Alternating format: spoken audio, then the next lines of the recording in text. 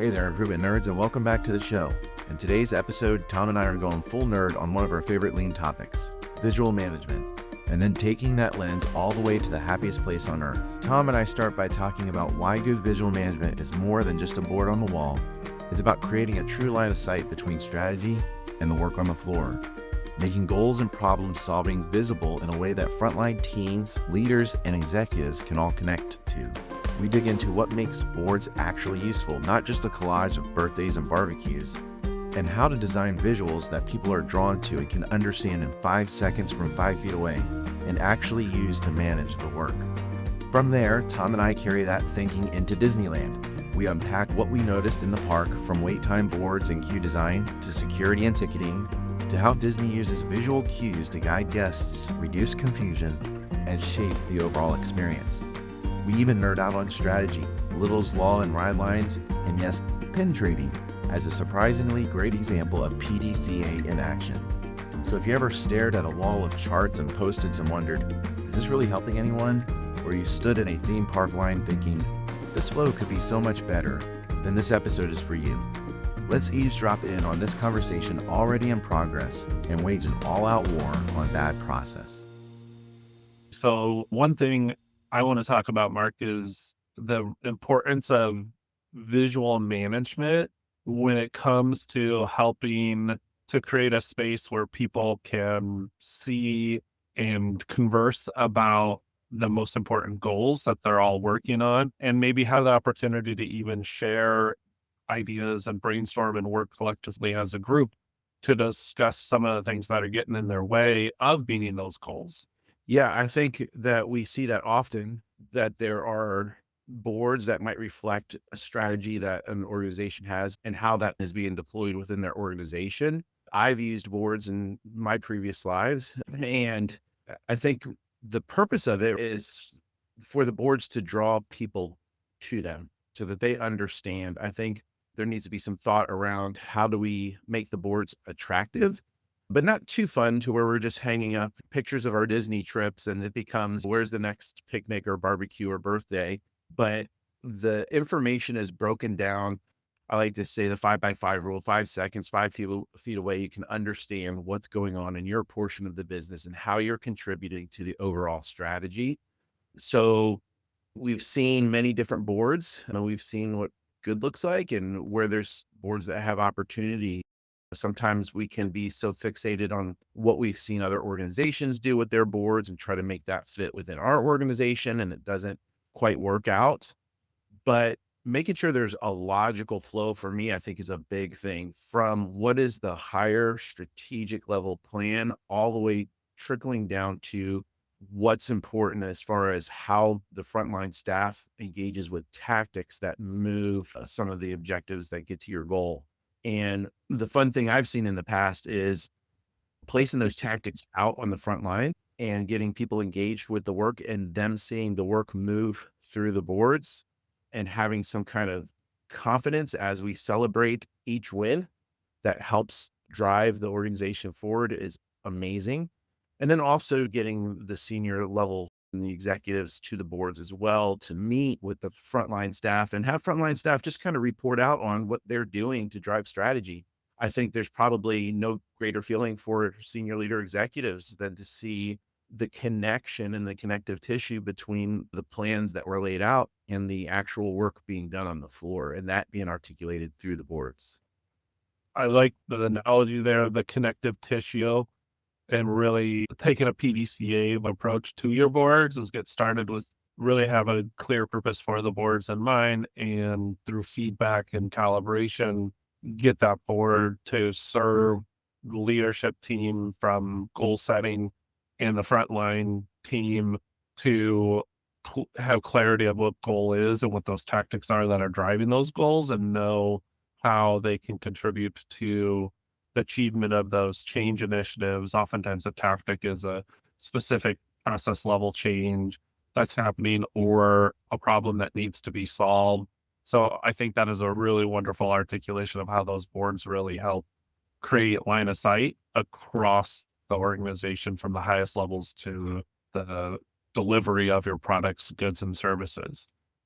I just would say one more thing about visual management in general is there's really 2 words there, visual and management. I think it's good to make what we can visual, especially when we have metrics that might reside in dashboards or something like that, where people have to go to a computer that's not always accessible. Making some things in real time, visual, meaningful to the work that's being performed out on the floor is important. But then the second word is management, right? Like, so we got to manage what we make visual. And if we are posting birthdays and barbecues and we're creating noise in the space where meaningful information is trying to be relayed, then that meaningful information could be ignored. So we got to be really mindful that what we put up is important and of value. And then we're not placing just noise or clutter on our boards as well. Now, there may be a space, there may be a bulletin board space in the break room where you do put up those things. And we are putting up our pictures of what we looked like when we were infants and try to guess who they are. But we just got to be really disciplined to one, make things visual that we should, and two, to manage what we place. On this topic now, the visual management, we're talking about goal deployment, problem solving. Ultimately, some visual, you're saying make important information easy to understand, accessible, and available for the people who need it to do really good work. So I'm curious, let's think a little bit about how that might occur in the setting of Disneyland. You and I, we were there for a day walking around. Do you recall any examples of good visual management from the park? That is interesting, right? So I think the important information as a guest to the park for me would be what's my wait time going to be in the lanes that I go into? And is that immediately visible? I don't think every time it was, but that information is helpful. And that's different than the visuals that we might see in the queue. So as we're traveling through the queue, there's interesting and funny things that are posted to distract us from the wait, but you wouldn't place those things necessarily over your wait time. So there's a clear delineation between the important information that needs to be relayed to the journey goer on the rides and what we might see in the queues. How about you? I mean, from pre-park arrival, I think one of the things that could have been managed better was the ticketing scan process to get us into the park. Remember, Yeah. we lined up outside the gates, and the assumption was there was going to be a check-in person or check-in tablet per line that was formed, and we happened to be in one of those lines that was next to a line that had to merge. So where people like queued and lined up outside the park, I believe visual management really could have helped them know which lines were gonna be direct into the park versus have to be merged over. So I think maybe visual management could have helped in that fashion. Even when we got the line moving and we approached the tablet to check in, I think visual management could have helped us to know where to stand because they use a tablet that takes a photo of you, and then next time you scan in, they're checking your scan against that photo. And I felt like just a little lost. I was excited to get into the park, but I was also anxious to do that step appropriately because I didn't want to hold up other people who are behind in the park. So I think that was missing. I think they could have used some good visual management and boundary management and thinking about customer flow to have made that arrival experience more seamless. Yeah, I agree with that. And I think sometimes there's an assumption that the visitor will know what to do. And maybe the frequent visitors do know what to do, but it's different even going from the Orlando park to the Anaheim park. Mhm. And I like your point about visually being able to see what line is open. So I think we talked a little bit about that with an airline where they were batching folks in to go use kiosks rather than visually being able to see what kiosks are open. So just a simple green light or a red light to say, okay, these lanes are closed, these lanes are open would help a lot with that confusion because you have several different lines that all of a sudden see that one is closed, and now there's this merge trying to happen with guests who are excited to get in. And then, like you said, the process is totally different. So if there was some instruction that was given during the wait time, because people are queued for a while with really nothing to do, so that'd be a great time to deliver instruction in some fun way. Maybe it's monitors with characters that are going through the process so that people are ready. A lot of the times when we're going through something, we're waiting maybe on the customer in front of us to prepare their stuff or get their card ready or whatever it might be. And you're thinking, wow, we just waited in this line for so long and you're not prepared. So they could have leveraged that a little bit better. That's a I good point. I think even the security check, what you were saying there, even that is something that they could have prepared the visitor to do efficiently, to know that cell phones can't go through the scanning devices, to know that bags had to be checked, what to do with strollers and coolers and children. And so there was a lot of questions in people's heads going through security. You've done that in a lot of forms and fashions, whether visiting the nation's capital and going into the museums there. There's a security process there. Boarding a plane, there's a security process there. Going into the Orlando or Disneyland parks, there's security process there, and none of them are the same experience. So there was not good visual management to help us know how to act and behave in those situations. And we were waiting because we were rope dropping. We were there early, and they could have been instructing us as to how to navigate that. So now we have two examples. Just we're not even in the park yet. Right. Two examples. Well, one of the things I did appreciate about Disneyland, and this might be a space constraint that Disney World didn't have, but as far as queuing for the lines, we were in one line that went vertical, which I thought was interesting. Not great for my knees, but it went vertical and there was this whole other queue that was like in an upstairs portion, and then it led us back downstairs to the ride, but it extended the queue. And I feel like if you're moving the whole time while you're in process of waiting, there's something different psychologically because you're still advancing towards something rather than just being in a static position waiting, maybe looking at the same stuff the whole time. I found that the visuals that were up in that queue as I was walking made it more interesting because I had to absorb information quickly, and it became almost like a game in my mind for me as I waited. And it made the perception of the wait time seem very short. Also enticed us to get into that line, right? Because you can see people boarding the ride and the turnaround of loading, unloading, and that's very visual to you. You don't see the line, you just see the ride and people coming and going, and that sends a signal to you like this is not going to be a long wait because I don't see a line. The line's up above us. It's vertical, like you said, as we went up to a platform and we did our queuing up there and then came back down to board the ride. But I think that was a very creative solution on their part because it did entice us to get into that line.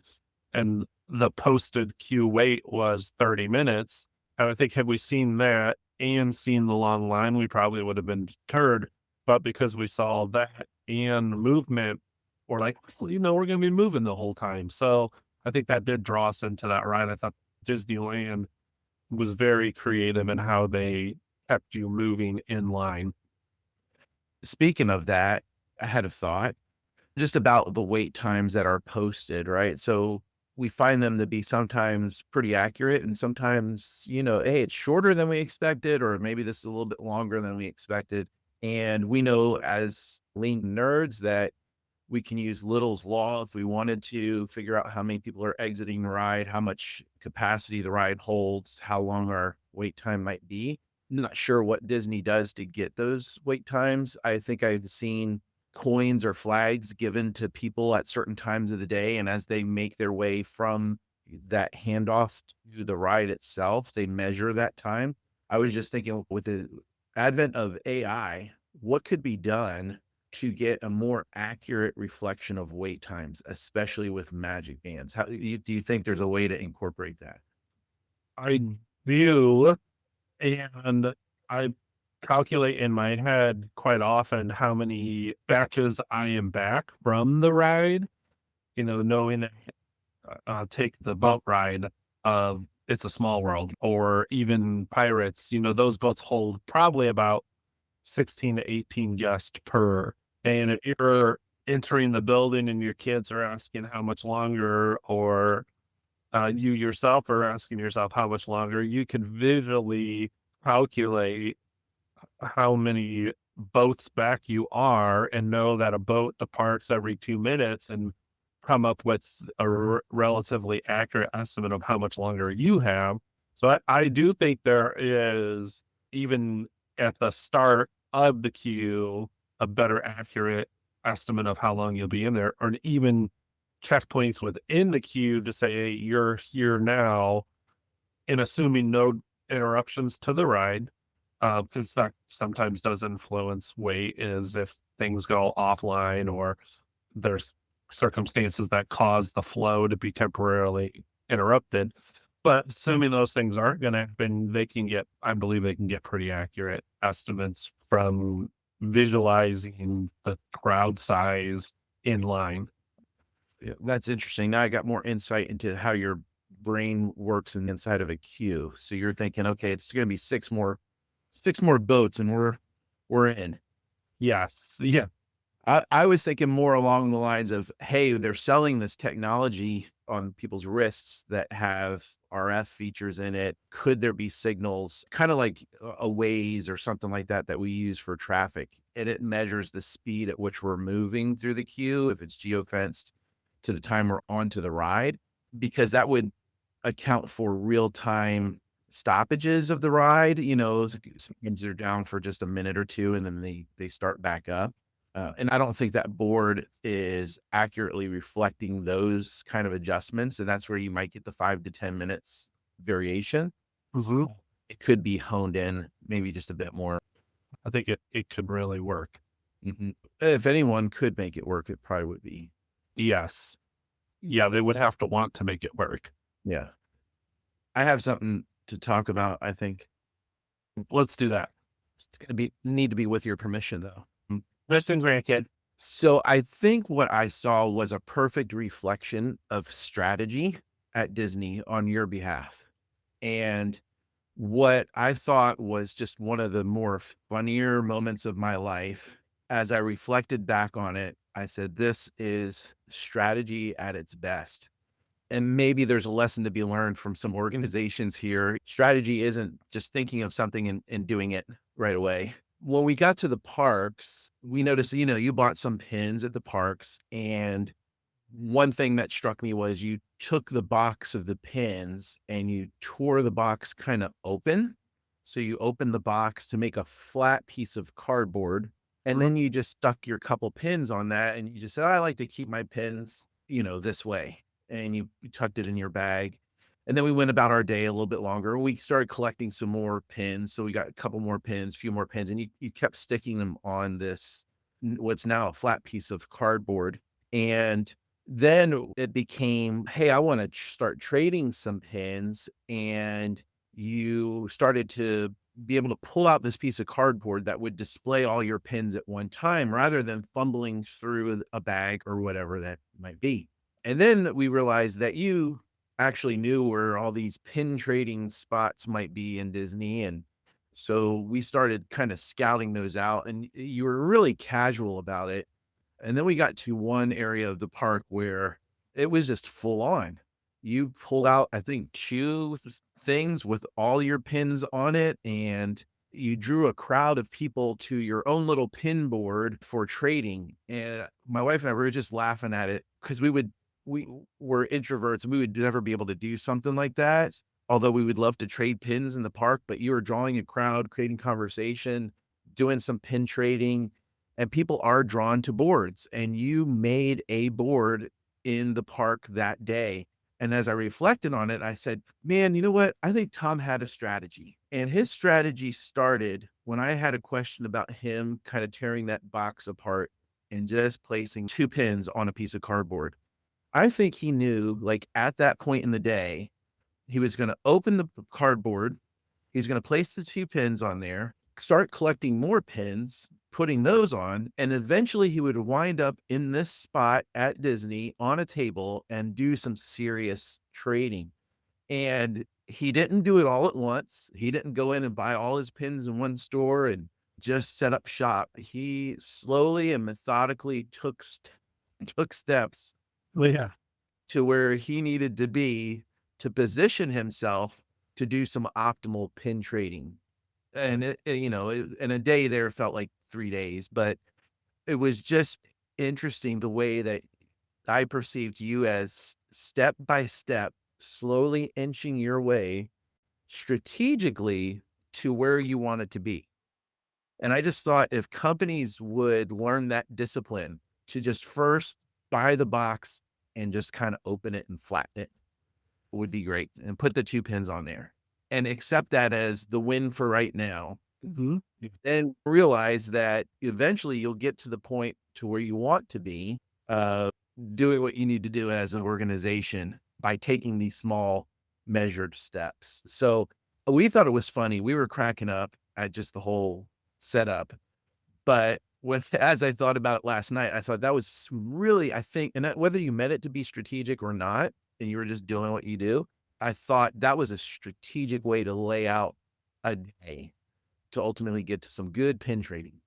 I believe park going is an exercise of strategy.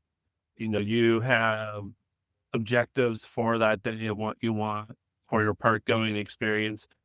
And, that's food, merchandise, rides, and pin trading are some of those things that you have on your wish list. And you have to navigate in real time how you're trying to achieve all those different objectives. So when it comes to pin trading, that's been a formula that I've developed over time, right? Like I have left the parks kind of feeling frustrated that I wasn't able to locate the pin I wanted, or I wasn't able to meet the person that might have access to that pin. So the introduction of the cardboard box has the display piece, the mantle, was developed by the frustration of trying to dig and find that one pin. I know I have it, and it's in the bottom of my lounge fly here, and trying to track it down and frantically searching and not being able to find it. So the strategy around pins what has been developed over time. There was even in that day, in the exercise in that strategy, that I learned things that the next time I go and try to have a successful pin trading day, I introduce small, no, it's not a drastic overhaul, but it's a small tweak and iteration for how I go about collecting pins, displaying pins, and having conversations with other people about pins so that at the end of the day, I can, for me, pin trading is whatever's the set that is out, I try to complete it or get as close to being completed as I can. So I know you're going to get dupes and things like that. And those are good tradeaways. So I had a goal in mind. I was going to try to complete the blind bag set while we were there. Yeah, it is so interesting, and this is what makes us nerds because we're performing many PDCAs and learning, and it's great because you already have in your mind an adjustment for next time, and what was exciting about it was just watching you and your strategy, it had me thinking about PDCAs for your strategy. Mm. And there might be something to that as well, right? Is your organization strategy so well performed that people are attracted to contributing to it? So I was thinking your cardboard box is great. What if you flipped it and put the pins on the boring side, the non-decorated side, so that your pins stick out more? Yep. Yeah. That's a good piece of advice. I normally put it on the other side because I want to be able to see the picture of what I'm collecting and what I might be missing. But you're right. To a pin trader who's come into my board, that background creates a lot of noise. So my strategy was I displayed the pins for me, whereas your strategy was learning to display the pins for them. the contrast of that white background is going to make those pins stand out more and possibly make it easier for them to see the pins and be attracted to come look at what pins I have. Yeah, that's really sound advice. And you will be sure that the next time I open up a box, I'm going to be putting it on the inside, the white side of it to have better display. Yeah, and I just thought it was great too. Like you said, it's easier to find the pins when you need them. You don't have to search in your bags. Mhm. You could also just get a lanyard, but I think that lanyards don't prompt as much conversation as you got by placing something on a board, if you will. The boards in and of themselves attract pin traders. So pin traders go to where boards are throughout the park. And when they see a mini board stood up on a table by somebody, I think that really got you some good foot traffic. I believe that is potential also. To me, the lanyards are for your collection, Mhm. and not necessarily the engine for trade. Yeah. Whereas a board, I think, communicates more of an openness to negotiate a successful trade. Where I tend to in the park, if I'm talking to someone who has their pins on the lanyard, I know there's a strong emotional attachment to those pins that have been so selected that the person has so much pride in them that they're wearing them around their neck. Very different than someone who, is there with a different goal in mind, which is to have conversation about what pins they like and what pins do you like, and how do we find a win-win here. It all we got a new strategy we got to exercise when we go there. All right, let's book the next trip. Yeah, let's do it. Yeah. All right. Okay. For the part, I want to talk about how the cast members during the setup of the parade, helping us flow through the park and get to because at the point of the parades happening in the park, there are people who are trying to find a seat to watch the parade, and there's other people who are trying to navigate and bypass the parade to go get on a ride. So during that moment, there's a lot of things to monitor and control as a cast member. So I'm curious, what did you see while they were trying to get set up for the parade? Did you see them doing that indicates that they were following standard work? Well, they used visual management. One thing I noticed was they put down tape on the ground, which I Mhm. thought that's pretty interesting that they're laying down this masking tape every night.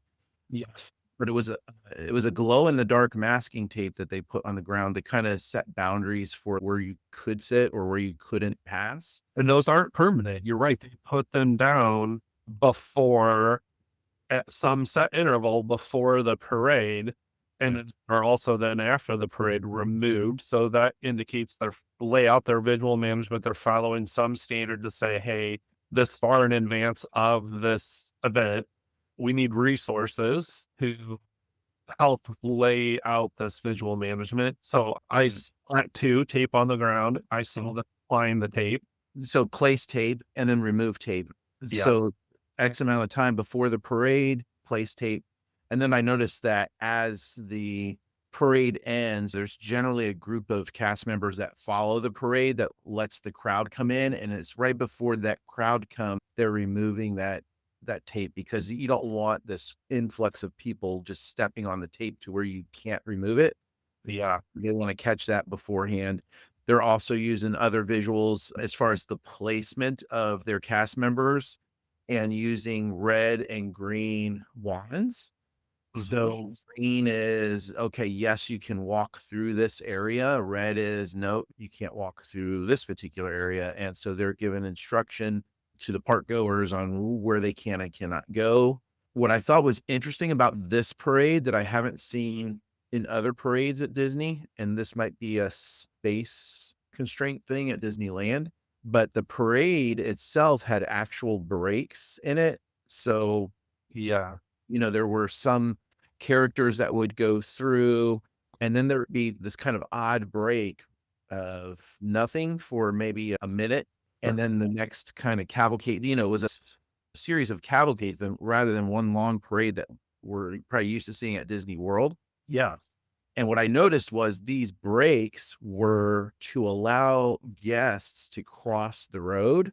And maybe that's we were so far upstream. Maybe this does happen at the other parks. I don't know.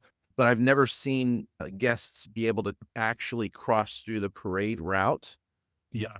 in a controlled way. So they were able to do that, but they had to insert breaks within into the parade itself. So, yeah, the flow of the parade itself is designed in an integrated way to allow for crossing the route, and cast members who are at those crossroads are prepared and understand when those breaks are coming and cueing the guest in a holding place until that break has happened. And then they know, here's what I do to help people successfully and safely cross to the other side.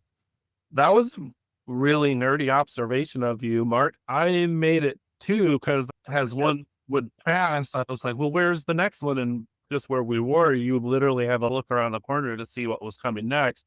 But then when I looked left, I saw the crossing of the guests from one side of the park to the other side of the park. I said, oh, this is intentional. They designed it this way. Yeah. It was my first time, I think, watching a parade there at that Disney park, and it was just odd because you don't usually see those breaks in the entertainment. Usually, if there's a big float and they can't have another big float right behind it, they're gonna put dancers or characters on the ground walking, but they didn't even have that, so that's, I think, what prompted me to look around and say, "Okay, what's the other thing that's going on here?" And like you said, when you look to the left, you could see they were facilitating people going back and forth. Yeah, that was definitely something that they had to PDCA over time. Yeah. Yes. What's interesting about that is that the parade is so visual and captivating because there's just so many lights that the nerdy part in us was looking at other visual things that aren't as readily seen. So learning to see is one thing in lean is have your business processes in front of you, but can you look past them just a little bit to find the interruptions in flow or find the wastes? And I think that is a blessing and curse because once you're able to do that, you can't undo it, even if you're at a theme park just trying to enjoy a parade. Yeah, I agree that the more you participate in continuous improvement, the more it shapes your thinking. And for me, I think it just makes you more curious. Mhm. Instead of judging, more practicing that curiosity of why. And sometimes you have to assume positive intent because sometimes bad processes have just organically grown without any intentional thinking. But for most situations, they are happening for a reason. The Yeah. way it works is happening for a reason. I'm curious. We talked about our strategy in navigating the park, and we're saying rides, merch, food, pin trading. Those are our goals, objectives. And I'm curious, like, now take those things and put yourself in Disney's shoes. And how would they describe value for us, for the guests, the visitors? So, what do you think Disney's definition of value is for their park goers? Well, I would hope it'd be an enjoyable experience in the immersion portion of it. So I know Disney, especially like at Disney World, we were talking about some of the differences in having the tunnels at Disney World and not having any cross pollination between costumes and different themed lands, like being intentional about making the experience otherworldly and immersive. So as much as you have to fight and deal with crowds and all that sort of stuff, you can step out of that to another portion of your brain that just says, "Hey, I'm somewhere else here to enjoy." Hmm. So I feel like the experience is the big thing for Disney, the value that they're trying to deliver.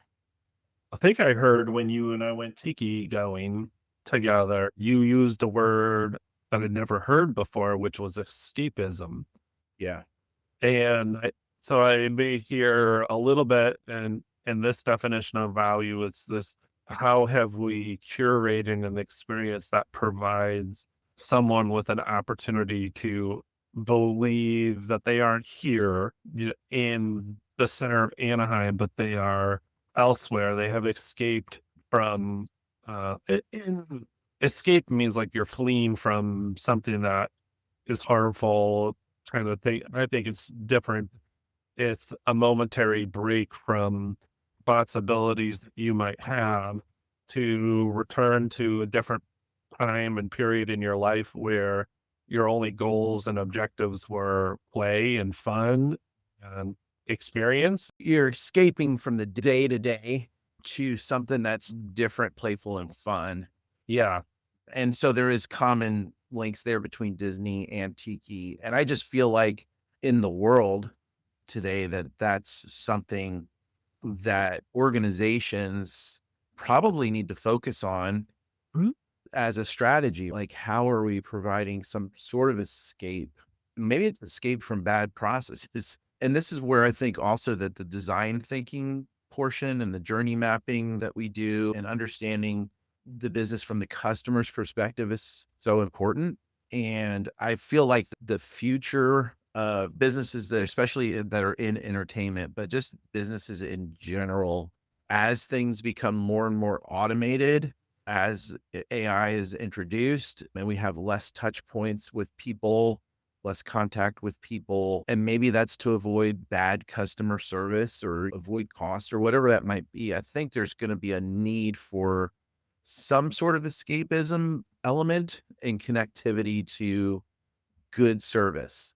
I think that's where we can come in and help processes be better. So when processes are better, then employees are able to deliver great customer service, and that can be a part of the escape. Yeah. I'm curious, in their main product, Disney the parks, their main product is happiness, like the happiest place on earth is their tagline. So if that's their product, how would they quantify that? How do they measure achievement of delivering that to their park goers or their guests? What ideas do you have around measuring, quantifying happiness? Measure it in smiles. Technically, I don't know. Is it active feedback that you're soliciting through surveys? Mhm. And I think I've got a couple in my email now. Like, how was it? What did you experience? You would measure it in sales, return visits. Are you selling DVC properties? Mhm. Mhm. You can measure it in what we saw a lot was just everybody was not only at the park, but they were bounding. So they were dressing up as characters or as rides or whatever it might be at Disney. Uh-huh. You're getting into it. You theme yourself to match the business. Mhm. Mhm.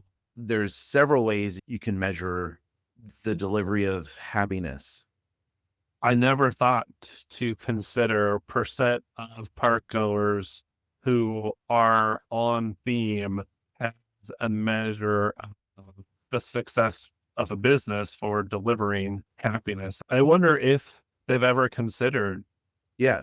I Right. did think because there's 2 ways to get voice of the customer, right? There's active and passive. So active is you're going to the park goer with the clipboard or a tablet, which we've seen, like, "How's your day going? How would you rate your experience?" Passive may be how many people are walking through the gates with ears on or a lounge fly or they're Mhm. dressed as a character, because that would indicate some sort of fandom or attachment to the park or to the brand. I think that's super creative, and it's way upstream of actually arriving at the park, Mm, right?